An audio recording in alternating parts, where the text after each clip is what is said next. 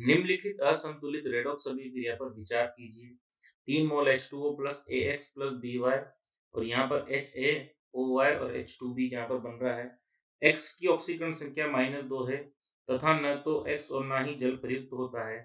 यदि उपरोक्त समीकरण को न्यूनतम पूर्णांक गुणांकों द्वारा संतुलित किया जाए, न्यूनतम पूर्णांक गुणांकों द्वारा यानी पूर्णांक 1, 2, 3, 4, 5 हो सकते हैं और न्यूनतम यानी कम से कम कितना कर सकते हैं, शॉर्ट से शॉर्ट करना है इसको।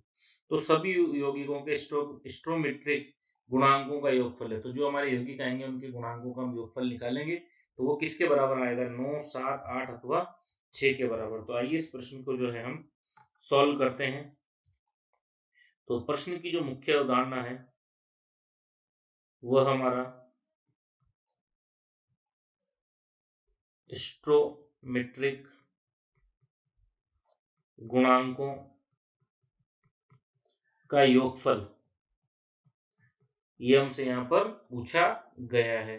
तो सबसे पहले हम अभिक्रिया को लिखेंगे और उसके बाद जो है हम उसके गुणांकों की चर्चा करेंगे। सबसे पहले यहाँ पर अभिक्रिया दी गई है 3H2O plus AX plus BY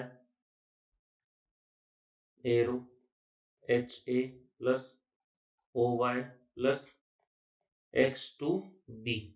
ठीक है, ये यहाँ पर हमें दिया गया है। अब यदि यहाँ पर हम ऑक्सीकरण संख्या की बात करें, तो देखिए H पर हाइड्रोजन पर कितना +1, ऑक्सीजन पर -2 होता है। X पर वहां पर दिया गया -2 है तो A पर कितना होगा, +2 होगा। BY की अभी हमें पता नहीं है। फिर यहाँ पर H पर +1 होता है तो A पर क्या होगा, -1 होगा। O पर -2 है तो Y जो है हमारा Y पर क्या होगा, +2 होगा। और X2B की यदि हम बात करें तो X पर गिवन है -2, तो एक X पर -2 है तो 2X पर कितना होगा, -4, तो B पर कितना हो जाएगा हमारा, +4। तो ये तो हमने इसकी ऑक्सीकरण संख्या को यहाँ पर लिख लिया है। अब यहाँ पर यदि हम बात करें कि देखो यहाँ से यदि हम यहाँ पर जाएं तो ये अभिक्रिया क्या कहलाएगी हमारी, -2, एक की ऑक्सीकरण संख्या +2 से कितनी हो रही है, -1, यानी ऑक्सीकरण संख्या कम हो रही है तो क्या होगा, अपचयन होगा हमारा। ठीक है, ये अभिक्रिया हमारी क्या कहलाएगी, अपचयन की कहलाएगी। और BY की यदि हम बात करें तो देखो यहाँ पर आवेश नहीं है तो हम इसको कुछ भी जैसे हम मान के चलें, +2 -2 मान लो। ठीक है, तो इसको भी यदि हमने +2 मान लिया तो ये -2 हो गया। इसको इस तरीके से हम मान सकते हैं, या इसको माइनस और उसको प्लस मान सकते हैं। क्यों, क्योंकि दोनों पर आवेश क्या होगा, प्लस और माइनस में बराबर होना चाहिए, क्योंकि तभी आवेश का मान क्या होगा, ऑक्सीजन संख्या का योग जो है किसी भी यौगिक में 0 आना चाहिए। ठीक है, तो अब यदि हम ऑक्सीकरण और अपचयन दोनों अभिक्रियाओं को बारी बारी से लिखते हैं तो हल करके देखते हैं कि उनके स्टोइकोमेट्रिक गुणांकों का योगफल कितना हमारे पास आ रहा है। तो सबसे पहले यदि हम यहाँ पर लिखें अपचयन वाली अभिक्रिया को, यदि हम लिखें तो देखो वो थी AX, बन क्या रहा था उसमें, HA-। ठीक है, तो A पर कितना आवेश था, +2, और वहां से हम कहाँ पहुंच गए, -1, तो +2 से +1 आए होंगे, फिर 0 आए होंगे, फिर कितना आए होंगे, -1। तो यहाँ से यहाँ जाने पर कितने इलेक्ट्रॉन ग्रहण किए होंगे इसने, 3 इलेक्ट्रॉन। तो यहाँ पर हम 3 इलेक्ट्रॉन को ऐड कर देंगे।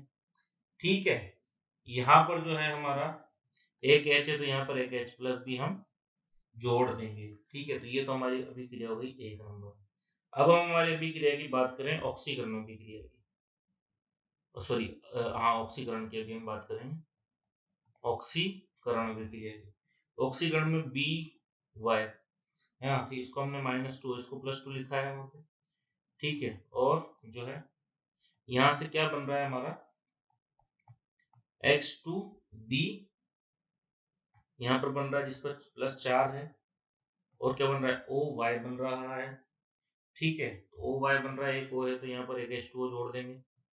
ठीक है, यहाँ पर 2 हाइड्रोजन है तो यहाँ पर क्या जोड़ देंगे, 2 हाइड्रोजन जोड़ देंगे। अब देखो यहाँ से यहाँ आने में, -2 से +4 पर आने में कितने अंतर आ गया, 6 इलेक्ट्रॉनों का अंतर यहाँ पर आया।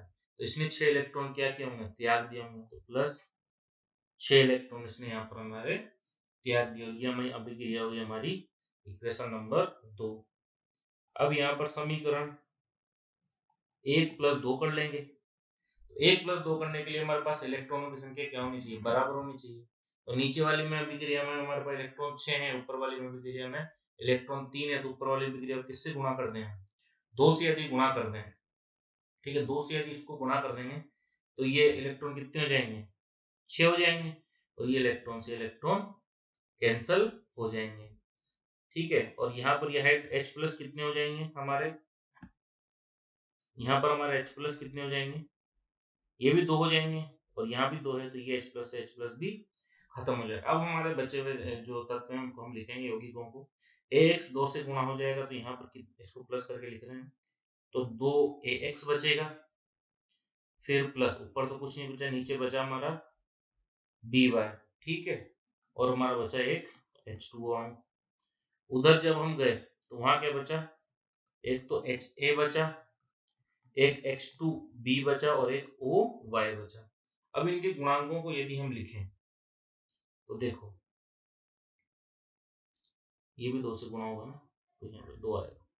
तो गुणांक इसका 2 है, इसका 1 है, इसका गुणांक 1 है, फिर इसका गुणांक हमारा 2 है, फिर इसका गुणांक 1 है, फिर इसका गुणांक 1 है। यदि हम सभी गुणांकों की गणना करें तो यहाँ पर देखो 2 + 1 3 + 1 4 + 2 6 + 7 + 1 8। तो टोटल जो गुणांकों का जो हमारे गुणांकों का स्टोमेट्रिक जो गुणांकों का योगफल है वो कितना आ रहा है, प्लस का 8। तो विकल्प 3 हमारा जो है सही विकल्प होगा। आशा करता हूँ आपको प्रश्न अच्छे से समझ आएगा। धन्यवाद।